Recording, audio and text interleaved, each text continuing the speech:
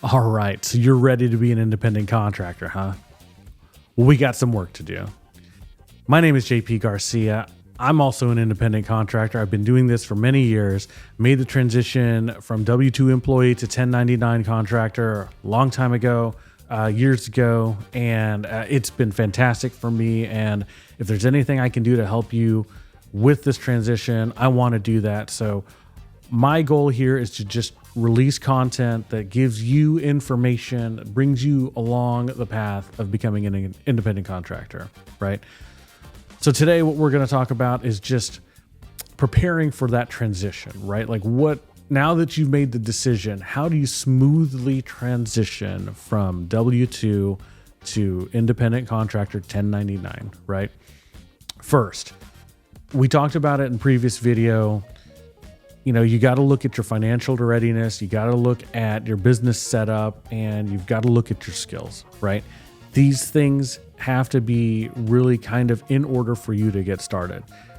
Now, they can be done really quickly. I can tell you just from experience, when I first got started doing independent consulting, it came out of the blue. I had a client contacted me from years ago. So I'm a management consultant. So I help businesses do business transformation. So change the way they do things, right? When I worked for consulting companies, I worked with very large businesses, businesses that you've heard of, Fortune 100 and up, very large businesses that, needed help making changes, right? And so all that to tell you that out of the blue, one day I had a client reach out to me and ask if there was any way I could come back to them and do work for them. And I said, sure, I can come back if I can be independent. And, kind of flippantly, I didn't know that they were going to do anything with that, but those were my terms, right? And, they didn't bat an eye. They said, can you start on Monday? It took me by surprise. Well, I wasn't ready to start on Monday, so I gave them, I said, no, I can't start on Monday. But I gave them a reasonable time frame where I could start. And that time frame was a month. Okay. So I had a month to get everything ready, to start this independent contracting, gig that now I've been on for years. Right. So the skills assessment, we'll start with the last one I mentioned first. The skills assessment, well, that kind of happened out of the blue, right? Because the client picked me. They called me. So they remembered the skills that I brought to them as a consultant when I was working for somebody, right? And they asked if I could bring those skills back to their place of business. So it's a perfect fit from that perspective, right? If you're in a different position, maybe you're starting this as a side hustle and you're picking up jobs as they come along, right? Well, there's going to be a skill progression that is going to allow you to become a more effective independent contractor, to make you more valuable to your clients, more valuable to your customers, things of that nature. And really, that's what you want to do, right? You want to know what skills they want to buy from you, right? And number two, you want to add skills that they want to buy from you, right? So even for me, like I said, I got pulled out I got tapped on by a client of mine and who knew my skill set at the time, but I've continued to get, more certifications, more alphabet soup, learn about more things to make myself more valuable to the client so that they continue to hire me and so I can keep my independent contractor business going. So what did I then need to, evaluate? Well, my financial readiness, excuse me. I get excited when I talk about this, but I get ahead of myself. But anyway, financial readiness. Was I financially ready to do this? Well, honestly, I hadn't planned on it. It was just an opportunity of a lifetime, in my opinion. And, my wife and we'd been smart with our money. So yeah, I could take a risk, and we were okay with me taking a risk. So, and I was coming off of a W-2 position, right? So I did have income coming in. So at that level, yes, I was financially ready, but that was my situation. You need to evaluate yours and say, okay, can I take a risk and potentially not have work for a month, 3 months, 6 months, right? Are you in that position? Because I can tell you, if you fast forward my first 6 months in my independent contracting experience, life, career, whatever you want to say, I was met with the first budget cut of my client, and they were talking about having to cut 10% of their staff, including contractors and this kind of thing, right? And so when I was working for somebody else, that kind of, I understood that internally, and that would hurt my sales numbers and my delivery numbers and that for sure. But it meant something totally different to me as an independent contractor, right? Because that was my livelihood. That was my money going into my pocket. They're going to cut 10% of the staff. I could be gone, right? And, it got real for me real quick that, hey, if they cut me tomorrow, can I float until I find another client, right? And you've got to ask yourself that question. What happens if you don't get a job? What happens if you get a job and you get cut midway through, right? These things can happen. So check your financial readiness. Make sure that you have enough savings and a plan if you come into the unfortunate event where you have a contract end unexpectedly, or even if it does end unexpectedly and you don't have something lined up, right? The last thing, and the thing that made me scramble the most when I kicked off my business, was the legal administrative tasks, right? I did not have an LLC. I did not have contracts or a lawyer, anything like that. And so the way I like to think about it now is that you need to have the 4 C's of independent contracting. You need a CPA, you need contracts, you need checking, and you need customers, right? So let's go to the first one, right? So you need a CPA. So why is that important? Well, when you kick off a business such as independent contracting, right? You are doing this in part because you want to take advantage of the tax advantages that businesses have over individuals, right? And unless you are just very savvy with your own taxes and you know tax law in and out for some reason, maybe you are a CPA, looking to go independent, which then this part of the video is not for you. But if not, you need help, right? You can't know it all. You can't know all of the tax rules. Why? Because they change every year, right? And I can tell you, certain years back and forth where some things would work tax-wise and then they wouldn't work the next year, right? Because the tax law is always changing. And you need to have an advisor on your side to tell you, to advise you that, hey, this is how you should do things, right?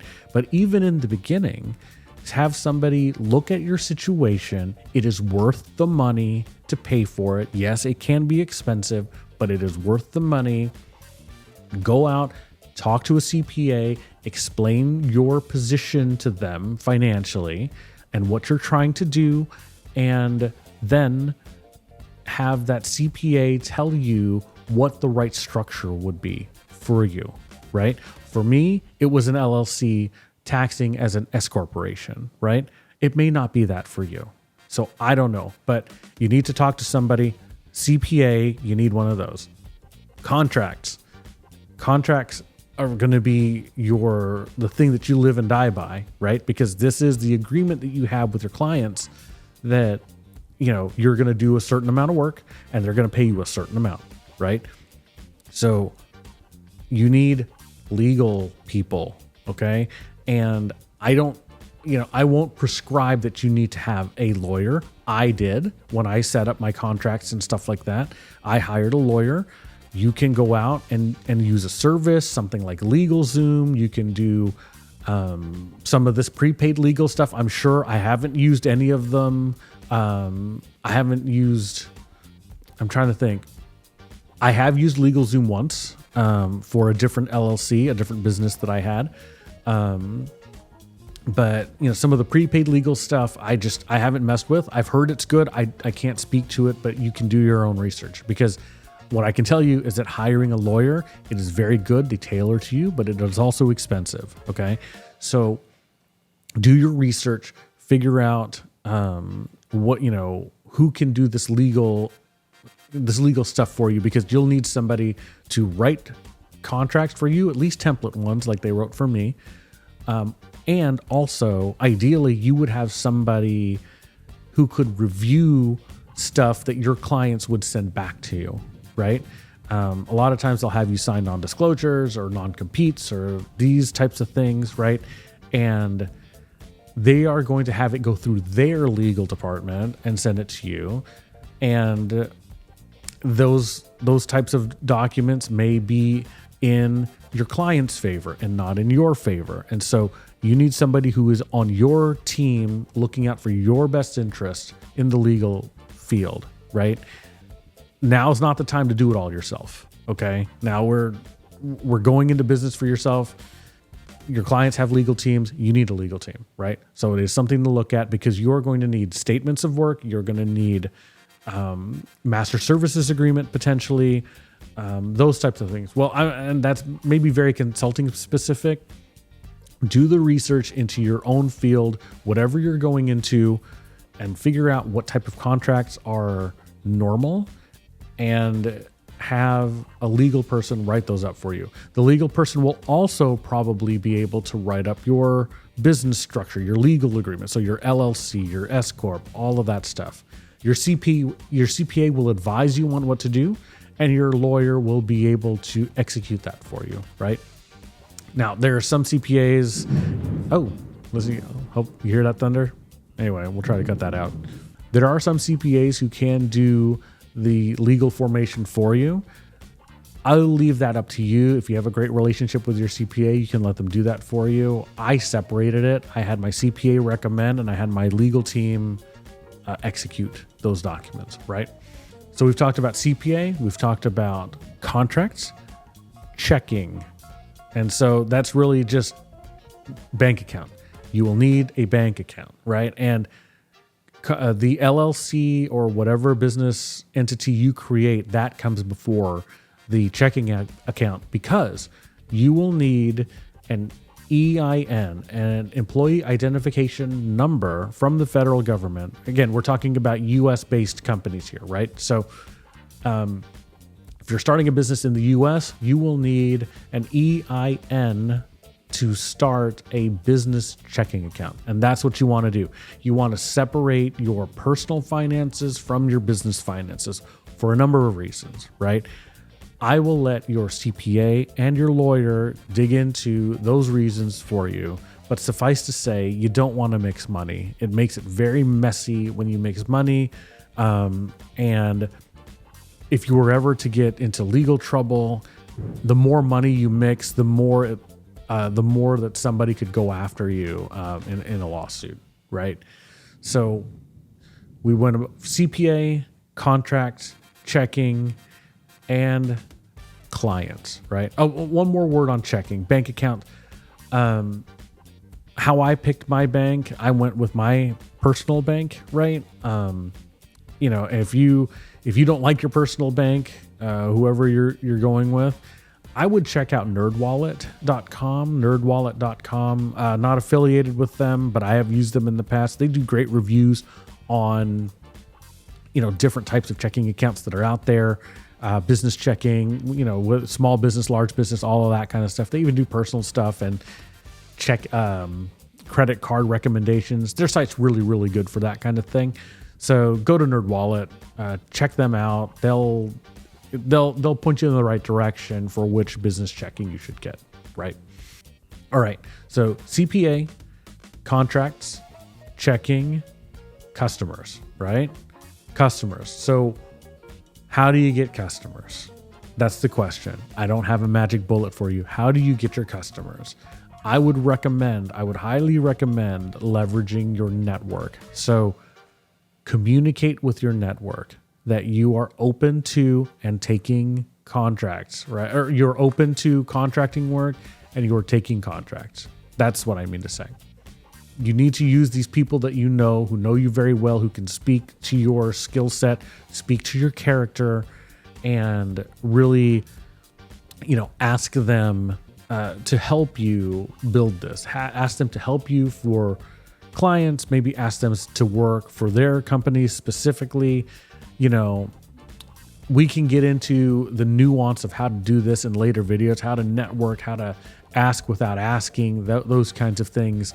But you really need to notify your network that you've opened up this new chapter in your life and that you are accepting new clients, right? So the last thing I'll say about that is that, sometimes people think you need to get into these sophisticated customer relation management systems in the beginning. You need to have all of this stuff set up and stuff like that. For me, I'll tell you that yes, as you grow larger, CRM softwares, even accounting softwares, bookkeeping, project management tools, all of these, they're software for everything, right? In the beginning, if you don't have a large client base, if you don't have a lot of revenue, I think that you can pump the brakes and do some research on some of that later. And again, in later videos, I'll go into which things I use, which things I find value in. There are a lot of things I didn't find value with just because of the size of my business and the type of work that I do. But if you're doing more retail type sales, or you have very short transactions with your clients where you're only on doing day by day, and you may have 20 or 30 different clients, then you may need some of that stuff. But if you have one or two clients, I think that a lot of that stuff is it's too much, right? So it was a thought that came into my head, but you know what? We'll just talk about that another day. So if you're thinking about getting into, you've made the decision to become an independent contractor, look at your 4 C's. Look at go get your CPA, go get your checking account, go get your contracts and your customers. And if you do those things, you focus on those things, then I think you're set up for success. My goal here is just to put out content for you, to teach you about my experiences, to help guide you in this journey as an independent contractor. If you have any questions, please just ask in the comments. That's the easiest way for us to interact right now. Just ask away in the comments, and I'll try to answer as many of those comments as I can. I'll try to do videos on what seems appropriate for video, and just really try to help you along in this process. So, because to me, as I probably mentioned before, this has been great for me. This has been great for my family. And I think, it can be great for you also, right? Now that you've made the decision, you need to prepare. We've got to do our homework now. All right. Good luck. We'll talk to you in the next one.